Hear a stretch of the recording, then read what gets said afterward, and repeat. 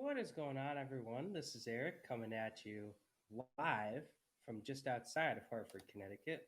Today, we're going to be doing another history of video, and we're going to be doing the history of the Tampa Bay Rays slash Devil Rays. It's going to be a quicker one. Ideally, I would have been able to I wanted to do the Baltimore Orioles today, but unfortunately, as you guys know, if you follow us on Twitter or if you watched a couple of my recent videos, I'm still recovering from a bout with the common cold, and I don't know if I'll make it through a full video as long as the Orioles. So I do have some ginger ale next to me. If I have to excuse myself, I'll let you guys know. But the Rays are going to be a quick one. So without further ado, we will jump right in here, and you'll see what I mean by a quick one. It's a very young franchise. So we're going to start in the 1990s. And Tampa Bay was awarded an expansion team by Major League Baseball in the year 1995. And they took place in an expansion draft alongside the other new team, the Arizona Diamondbacks, in November of 1997. So at this point in time, they were known as the Tampa Bay Devil Rays. And the team picked first in the expansion draft, and they went with pitcher Tony Saunders out of the Florida Marlins organization. Now, they would also draft an outfielder named Bobby Abreu from the Houston Astros, but they actually ended up trading away Bobby Abreu to Philadelphia in exchange for a shortstop named Kevin Stoker. And this trade obviously didn't work out all that well for Arizona or for Tampa Bay, but they would end up acquiring via trade first baseman Fred McGriff, and they would sign a free agent third baseman Wade Boggs before their first season, the 1998 season, would begin. Now, you might be thinking, why did Wade Boggs willingly sign with Tampa Bay? And it was honestly, it was a pretty simple choice for him. At this point, he had already gotten a World Series ring, and he was originally from the Tampa Bay area, so he was happy to go to his hometown. So Wade Boggs was very happy to be in the area. So the team played its first game on March 31st, 1998, at their new home stadium, Tropicana Field. And it happened to be against the Detroit Tigers. So they would lose the game, but Wade Boggs would hit the first home run in franchise history. Pretty cool moment there coming from a guy who was from the area to hit the first home run in the history. So they would struggle for the first season in 98, of course, you're an expansion team. And they were awarded the first overall pick in the 1999 MLB draft. With that pick, they would select outfielder Josh Hamilton. So they're getting a young, talented core here. And Wade Boggs would collect his 3,000th career hit on August 7th, 1999. Quite an accomplishment, and the biggest accomplishment at this point in time that Tampa Bay had seen. And he was actually the first player in MLB history to collect his 3,000th hit by hitting a homer. Now, we know other guys have done it. Obviously, Alex Rodriguez has done it since, but he was the first one to do it. So a pretty impressive moment again for Tampa Bay. And Boggs would retire after the 1999 season. He was getting up there in age. And, it wasn't as fun anymore. He got his 3,000th hit. So obviously in the 90s, they only played 2 years as expansion team. They did not get any pennants. So now we enter the 2000s, and they had a rough year in 2000. So the team would actually fire their manager early on in the 2001 season, and they would trade away Fred McGriff at the trade deadline in 2001 to the Chicago Cubs. So the team would begin to focus on adding young players and slashing its payroll rather than trying to outspend teams like the Yankees and the Red Sox, who are notorious for throwing money at any free agent who had a pulse. And they would actually get Carl Crawford and Randy Wynn, both outfielders, by doing this with their youth moment. And they would trade Randy Wynn to Seattle after the 2002 season for the Reds to negotiate with Seattle's manager, Lou Piniella.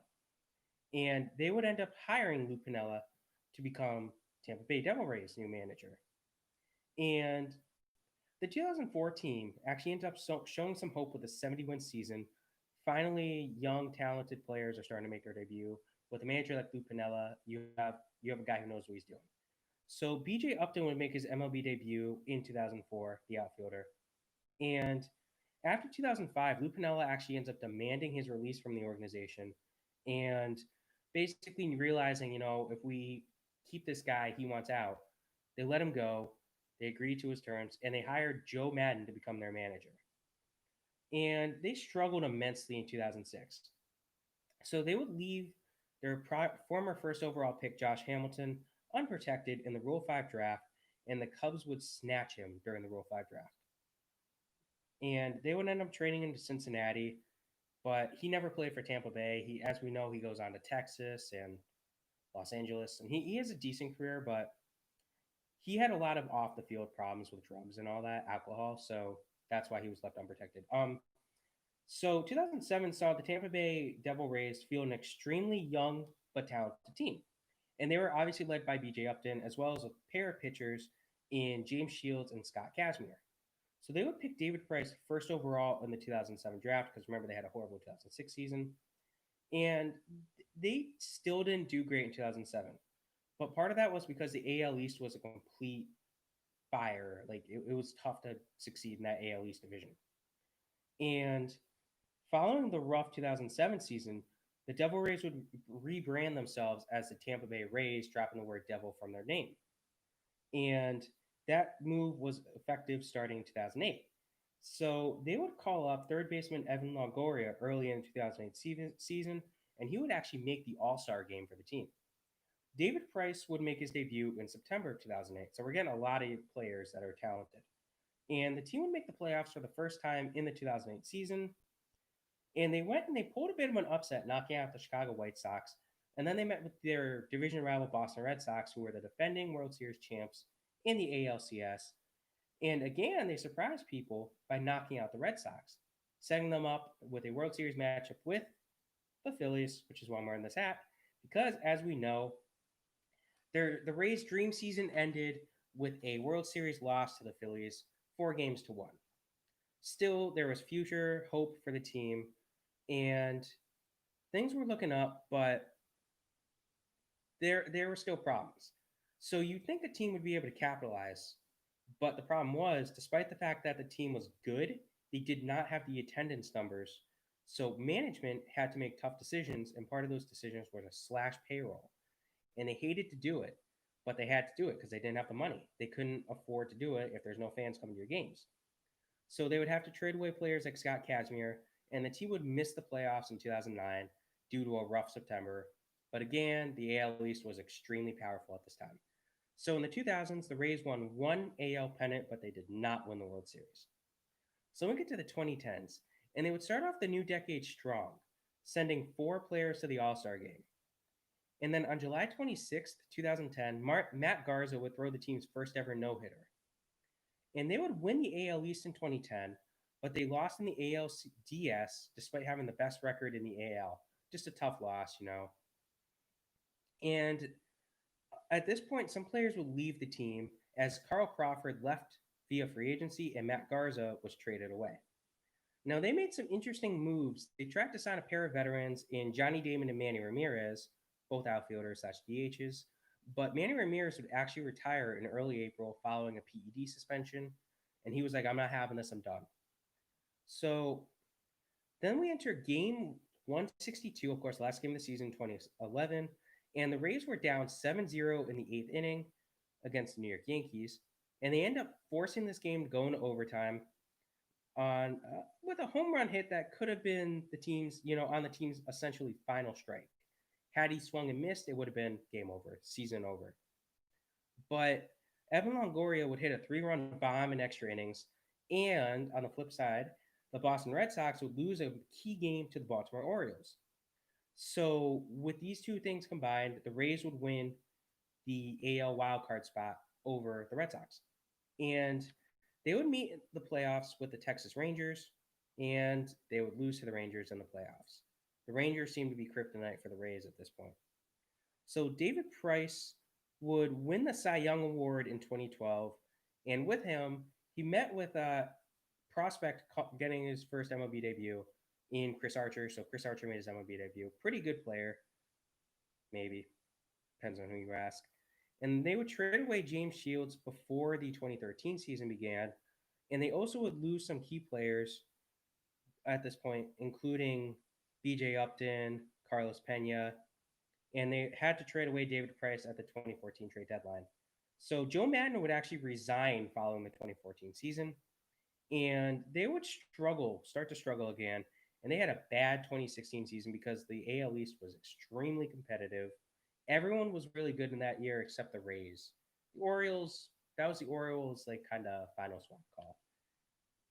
So they would trade away Evan Longoria to the Giants before the 2018 season began, and they fleeced Pittsburgh at the trade deadline in 2018, dumping away Chris Archer for a couple players. Obviously, I just did a trade breakdown list. If you haven't seen it, check it out. It's interesting. But they would get Austin Meadows and Tyler Glasnow in that trade.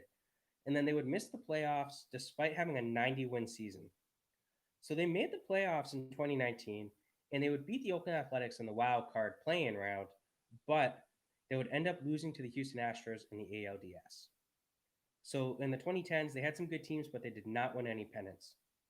So in the 2020 season, the Rays actually ended the season with the best record in the AL, and they just knocked out their division rival Toronto Blue Jays in the wild card play-in round, if you will, 2-0. So they're set up to play the. Trying to think who the 4 seed is. They're set up to play the New York Yankees in the ALDS. That's going to be a very interesting series. At this point in time, we don't know who's won. It's going to be good. So at this point in time, only one player with connections to the Rays is inducted in Cooperstown Hall of Fame, and they have 3 retired numbers. So it's going to be number 12, Wade Boggs, who's the one player that's in the Hall of Fame. Number 42, Jackie Robinson, who, as we know, is retired league-wide. And number 66, Don Zimmer. Now, you might be wondering, why Don Zimmer? So Don Zimmer was a senior advisor for the Rays for 11 years before he passed away. And he spent 66 years tied to the sport of baseball, and he called Tampa his home since the late 1950s until his death in 2014, so it was more a symbolic move. But again, it was a very interesting franchise. You know, they've been around for 22 years, and they've had a lot of ups, but a few downs as well. Hope you guys enjoyed this. Have a great rest of your day. It was a good video, I hope.